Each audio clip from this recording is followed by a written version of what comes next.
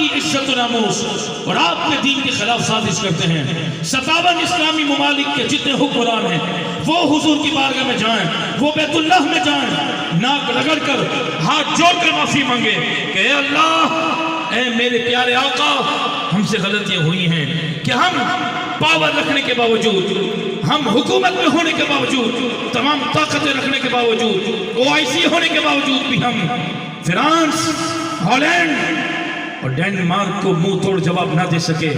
جب بھی نبی کی عزت پر حملہ ہوتا رہا ہم گونگے شیطان بنے رہے۔ جب تک یہ حکمران جا کر معافی نہیں مانگیں گے اس وقت تک حالات بہتر نہیں ہوں گے۔ لیکن کون معافی مانگے؟ یہ تو حرمین شریفین کے دروازے بند ہیں، کوئی بولنے کے لیے تیار نہیں۔ او ظالم حکمرانوں 57 اسلامی ممالک کے، او بغیر تو تمہیں اٹھنا چاہیے، تمہیں اجلاس بلا کر سعودیوں کو کہنا چاہیے تمہارے باپ کی جاگیر نہیں، تم کھولو حرمین شریفین کے دروازے، اور سعودی حکومت بھی اور جتنے 56 ممالک ہیں وہ سب توبہ کریں کہ آج کے بعد یہود و نصارہ کی غلامی نہیں ہوگی۔ اگر ہم مسلمان ہیں تو محمد عربی کی غلامی کریں گے۔ یہ ہوگا تو بات بنے گی۔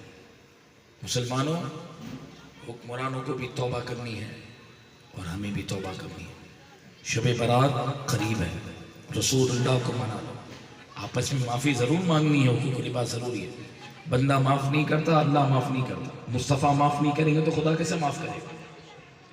آئیں بڑی رات سے پہلے سچی توبہ کریں اور اپنا ذہن بنا لیں کہ مجھے حضور کے دین کے لیے کام کرنا ہے۔